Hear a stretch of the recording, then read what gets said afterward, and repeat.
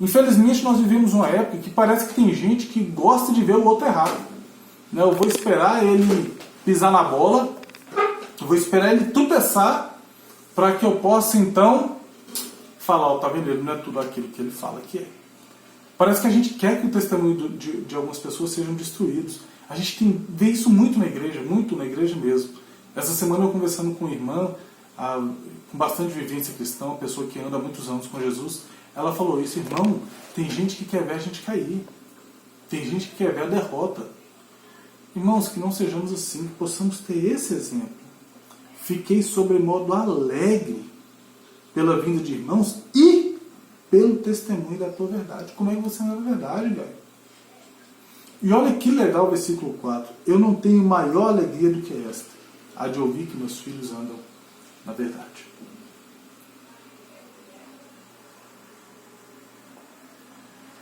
Você se alegra em saber que as pessoas estão fazendo o correto?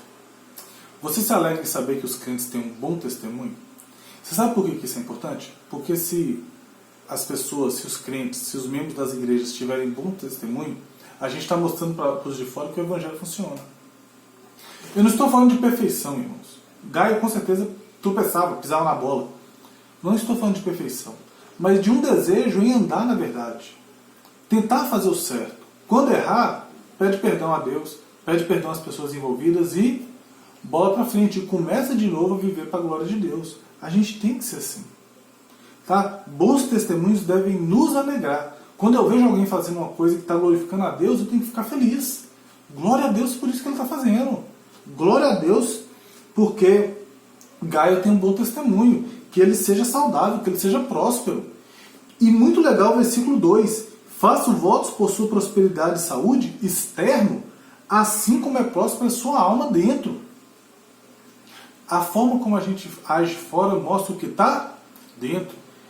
Espero que vocês sejam tão ricos fora quanto vocês são dentro do coração. Que você seja tão próspero fora quanto você é no coração. Que você tenha tanta saúde quanto você tem Cristo e a verdade do Evangelho no teu coração. Tá bom? Então esse é o nosso primeiro bloco. Tá bom? O primeiro bloco é: os bons testemunhos devem nos alegrar. Tá bom? A gente tem que ficar feliz com o certo. A gente não tem que ficar torcendo para que as pessoas pisem na bola para a gente poder rir. A gente não tem que apedrejar aqueles que erram. Irmãos, eu já tive vivências cristãs em outras igrejas em que eu vi jovens, principalmente jovens, pisarem na bola, cometerem pecado e serem realmente apedrejados pela igreja. Muito triste isso. E, inclusive, uma mãe me chamou uma vez e falou assim: Alberto, uma vez você falou isso na igreja. Você falou que a igreja é o único exército que mata os seus feridos. Qualquer exército, irmãos, em guerra, ferir o soldado, você põe nas costas e leva. Você não abandona seu companheiro para morrer. E, infelizmente, como igreja, a gente faz isso muitas vezes. A gente fica esperando o outro cair, se alegra quando o outro cai e aí termina de matar. Que não sejamos assim. Que nos alegremos quando a coisa está dando certo. Irmão, fez certo? Glória a Deus, irmão. Vamos junto, é isso aí. Incentive as pessoas a continuar fazendo o correto na sua igreja. E agora a gente chega no nosso segundo bloco. Boas práticas devem ser elogiadas e encorajadas. Versículos 5 a 8 e depois nós vamos ler o versículo 12. Tá bom? Amado, procedes fielmente naquilo que praticas para com os irmãos. E isto fazes mesmo quando são estrangeiros, os quais perante a igreja deram testemunho do teu amor. Bem farás encaminhando-os em sua jornada, por modo digno de Deus, pois por causa do nome foi que saíram, nada recebendo dos gentios. Portanto, devemos acolher esses irmãos para nos tornarmos cooperadores da verdade. Versículo 12. Quanto a Demétrio, todos lhe dão testemunho, até a própria verdade. E nós também damos testemunho, e sabes que o nosso testemunho é verdadeiro. Irmãos, a gente tem duas coisas aqui. Primeiro, elogios, e segundo, encorajamento. Tá bom? Quando alguém faz uma coisa certa, a gente tem que elogiar. Infelizmente a gente não gosta de fazer isso, porque a gente acha que não vai inchar a pessoa, vai crescer o ego da pessoa.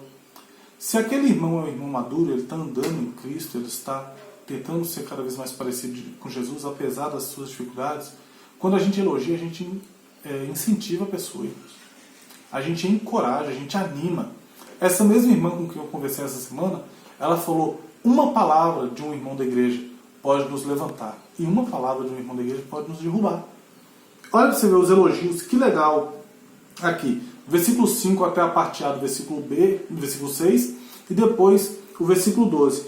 O João elogia Gaio e elogia Demétrio. Olha que interessante. Amado, procedes fielmente naquilo que praticas para com os irmãos. Gaio, isso que você está fazendo é assim mesmo. Você está sendo um cara fiel. Deus está sendo honrado com a forma como você está agindo. Você está agindo de maneira fiel com os irmãos. Amamos de casa primeiro. E olha que interessante. E isto fazem mesmo quando são estrangeiros. Irmãos, a gente tem que amar não apenas os da nossa igreja. Nós temos que amar os outros crentes também. E aqui ele está falando de crente mesmo. São missionários que vinham, né? E Gaio acolhia. A gente tem que aprender a amar mais os outros crentes. A ser mais acolhedor com os outros crentes. Versículo 6, parte A. Os quais, perante a igreja, deram testemunho do seu amor. Gaio, você está agindo de forma fiel. E essas pessoas que vieram para cá falaram muito bem de você. Parabéns, Gaio. Continue assim. Irmãos, a gente tem que fazer isso. Poxa, irmão, muito bom o louvor de hoje. Obrigado pelo seu dom e talento. Obrigado porque o senhor, a senhora, o irmão tem usado o dom e talento para edificar a igreja. Continue assim, a gente fica muito feliz. Irmão, muito obrigado pela pregação de hoje. Tá de parabéns, continue assim. Muito obrigado pelo estudo, irmão. Irmã, muito obrigado pela faxina que você tem feito na igreja. Se não fosse o serviço fiel da irmã, nós não teríamos uma igreja com uma qualidade tão boa para estarmos dentro. Irmãos, elogiar as pessoas. Elogia a pessoa para ela mesma. E também elogia a pessoa para outros. Faça propaganda dos crentes da sua igreja. Olha que legal, versículo 12. Quanto a Demétrio, todos lhe dão testemunho, até a própria verdade. E nós também damos testemunho. E sabes que o nosso testemunho é verdadeiro. Demétrio provavelmente devia ser um missionário que estava indo lá para encontrar com Gaio. Então fala, é isso aí, cara. Demétrio é um menino bom que tem para aí. Acolha ele, Gaio. Eu estou falando, é um cara bacana, todo mundo dá testemunho dele aqui. Ele é um cara bom. A gente tem que conseguir fazer isso, irmãos. Elogie a pessoa. E elogie da pessoa. Fale bem dos crentes da sua igreja. Às vezes as pessoas não querem vir para a nossa igreja porque a gente fala mal de todo mundo da nossa igreja. A gente fala mal do pastor. A gente fala mal do líder do ministério de ensino. A gente fala mal do líder de louvor. A gente fala mal da recepção. A gente fala mal de tudo. E como a gente nunca elogia, é só para sair o que não presta da boca, as pessoas que estão ao redor falam, não vou nessa igreja não, cara. Nessa igreja aí o louvor é tudo desafinado, o pastor prega pregação em 3 pontos, né? Lê o texto, sai do texto, nunca mais volta pro texto. Eu chego lá, o pessoal não me recebe bem. Ele fala que a faxineira da igreja é horrível. Não vou lá não, a igreja vai estar toda suja. Se a gente viver falando mal dos nossos, as pessoas não vão querer estar conosco. A gente tem que elogiar a nossa igreja, assim como João elogiou eles aqui, tá bom? Demétrio foi elogiado para Gaio e Gaio foi elogiado no seu procedimento fiel. Então, o primeiro ponto que a gente vê no nosso segundo bloco, boas práticas devem ser elogiadas. Segundo, encorajadas. Versículo 6, a parte B, até o versículo de número 8. Bem farás, e ele aqui falando com Gaio novamente, né? Bem farás encaminhando-os em sua jornada. Encaminhando quem? Os missionários que vinham, tá? Em sua jornada, por modo digno de Deus. Pois, por causa do nome, irmãos, nome está em caixa alta. Nome aí é a palavrinha grega que se diz onoma. Esse nome em caixa alta está falando do próprio Cristo, tá bom? Por causa do nome, ou seja, por causa de Cristo foi que saíram. Nada recebendo dos gentios. Mais um parênteses, irmãos. Esses gentios aqui, João não está falando daqueles que não são judeus, tá bom? Ele está falando de quê? De pessoas que não eram cristãs. Porque a igreja que nessa época, a gente já está em 80, 90 depois de Cristo, a igreja já era composta de judeus convertidos e gentios convertidos. Então já era uma igreja mista. Então não use essa palavrinha gentil, não entenda essa palavrinha gentios como aquele que não é judeu. Tá bom? Entenda como aquele que não é cristão. A igreja apoiava sim os missionários, tá? Foi por causa do nome que saíram, nada recebendo dos ímpios, tá bom? Portanto, devemos acolher esses irmãos para nos tornarmos cooperadores da verdade. E aí, João que elogiou Gaio, João que elogiou Demétrio para Gaio, ele encoraja Gaio a encaminhar esses irmãos, continuar cuidando desses irmãos, continuar dando acolhida a esses irmãos, entendeu? Continuar investindo na vida desses irmãos. Ele mostra a necessidade que esses irmãos têm, porque não receberam nada, tá? Abandonaram tudo e saíram pelo nome de Jesus. Então ele fala, se engaje na obra missionária, apoiando esses irmãos. Talvez você não possa ir, mas se engaje, tá bom? Continue assim, Gaio.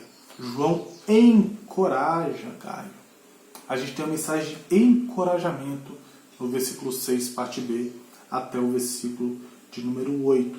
Irmãos, quando a gente olha também aqui, diz assim, portanto, devemos acolher esses irmãos que saíram por causa do nome de Jesus, para nos tornarmos cooperadores da verdade. Mais uma vez a palavrinha verdade. João está falando, realmente acolha esses, mas acolha aqueles que são da verdade. Não acolha aqueles que não são da verdade. 2 João, volta um pouquinho sua Bíblia, provavelmente uma página para trás.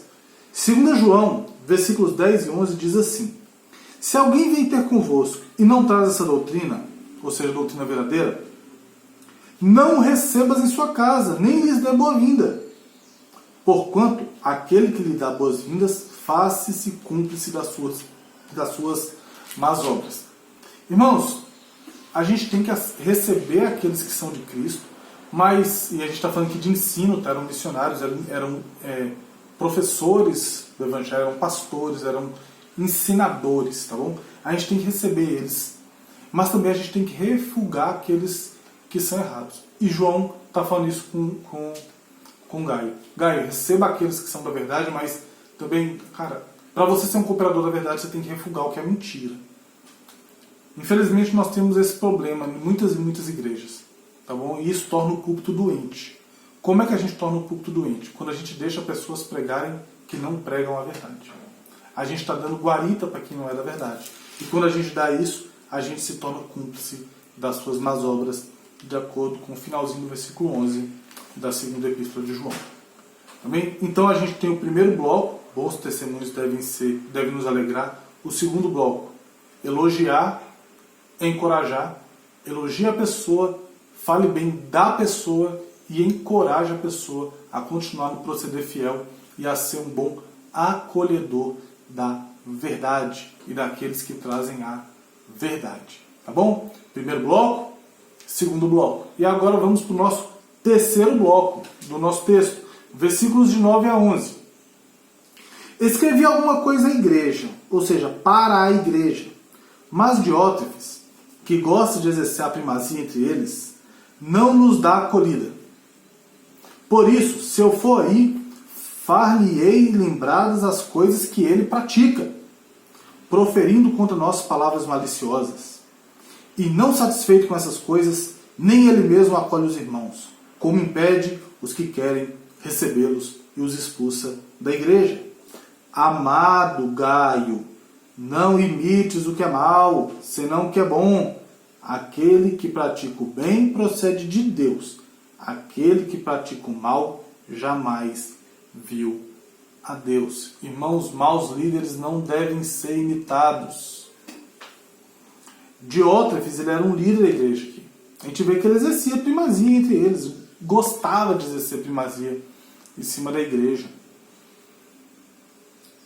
Quantos a gente tem hoje em dia assim? Que gostam do cargo, gostam do poder, aquele títulozinho que vem antes do nome. Aí gostam de exercer primazia sobre a igreja. E esquecem do exemplo de Jesus. Vamos lá. João capítulo 13, versículos de 1 a 15. Quando eu estava montando o estudo, irmãos, eu pensei nesse texto de João 13, quando eu cheguei nesse ponto. E eu falei, puxa vida, vamos ler um texto que é maior do que a própria carta de 3 João. Mas a gente precisa ler para que possamos estruturar o nosso estudo, tá bem? Ora, antes da festa da Páscoa, sabendo Jesus que era chegada a sua hora de passar deste mundo para o Pai, tendo amado os seus que estavam no mundo, amou-os até o fim. 1 João capítulo 13, versículo 2.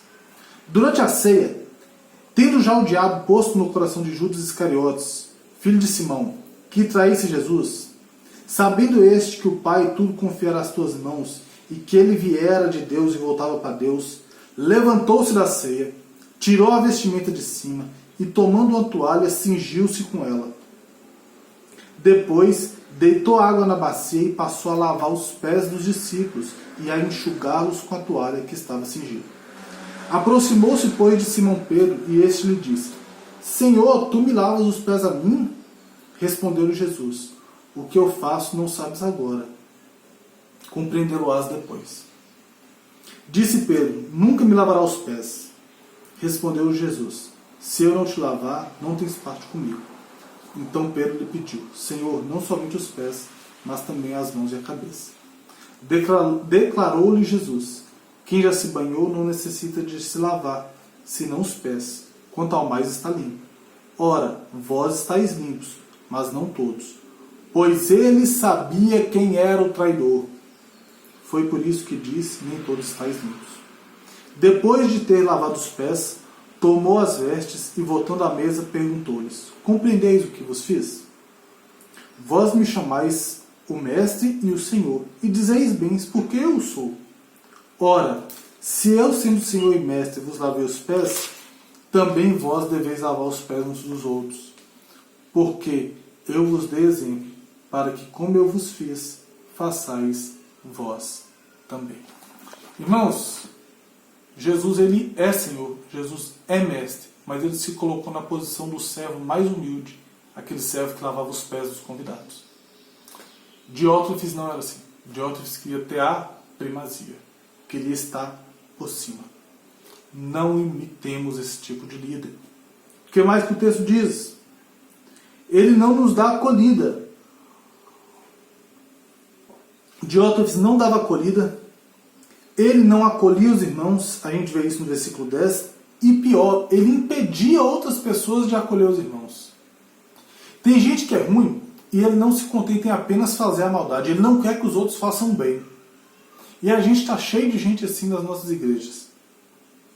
Não faz o bem e não deixa os outros fazerem o bem. Outro pecado de Diótrefes, versículo 10, proferindo contra nós palavras maliciosas. Irmãos, proferindo contra nós, o apóstolo João estava se incluindo no nós. E aí, pensando da nossa perspectiva de pessoas que olham para a história da Escritura, quem é Diótrefes e quem é João? Como a gente vê muitas vezes, né, lava a boca antes de falar de João. Quem é Diótrefes para falar de João? Mas ele proferia palavras maliciosas. É o tipo de gente que gosta de disseminar o que não presta no interior da igreja. Que gosta de causar dissensão, divisão da igreja. Fala mal de um, fala mal do outro, fala mal da liderança.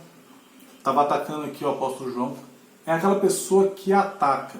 Por quê? Como ele gosta de exercer a primazia, ele fala mal da liderança para que ele possa derrubar a liderança e ter a primazia. Só que muitas vezes ele quer ter a primazia tirando um que segue o exemplo de Cristo. Ou seja, que é um líder servidor. E se a igreja estiver cheia do Espírito de Deus, se a igreja estiver atenta à verdade, a igreja vai perceber aqueles que não prestam. Bom, versículos 9 e 10. E quando a pessoa é igual a Diótrefes, irmãos, isso tem consequências. Como a gente já conversou em Obadias, Deus não deixa passar em brancas nuvens o pecado. Primeira consequência, essa pessoa vai ser confrontada. Versículo 10. Por isso, se eu for aí, far-lhe-ei lembradas as obras que ele pratica. A gente está vivendo uma época que a gente não gosta de confrontar ninguém. A pessoa faz, a gente deixa para lá, passa o pano, meio que esquece e fica para lá. Essa não era a prática bíblica. Se a gente percebia que a pessoa estava errada, a gente ia lá e falava. Essa não era a prática dos reformadores. Quando os reformadores percebiam que alguém estava errado, eles iam lá e falavam. Assim como Lutero fez várias vezes, João Calvino, a gente tinha muitas conversas por correspondência entre os reformadores, sim, questionando o ensino errado de um outro. Isso é a coisa mais normal que tem. Quando você olha Gálatas, capítulo 2, Gálatas 2, cachorro do vizinho. Gálatas 2, versículos de 11 a 14, irmãos, diz assim: Quando, porém, Cefas veio a Antioquia, resisti-lhe face a face. Quem é que está escrevendo isso? Apóstolo Paulo, tá? Quando Pedro veio até Antioquia, eu lhe resisti face a face, porque se tornou repreensivo. Com efeito, antes de chegarem alguns da parte de Tiago, comia com os gentios. Quando, porém, chegaram, afastou-se e por fim veio a apartar-se, temendo os da circuncisão. Eu e também os demais judeus dissimularam com ele, a ponto de o próprio Barnabé ter se deixado levar pela dissimulação deles. Quando, porém, vi que não procediam corretamente, segundo a verdade do Evangelho, disse a Cefa, na presença de todos: Sendo tu judeu, vive como gentio e não como judeu. Por que obriga os gentios a viverem como judeus? O que Paulo fez? Tu está errado. Ele foi lá e confrontou.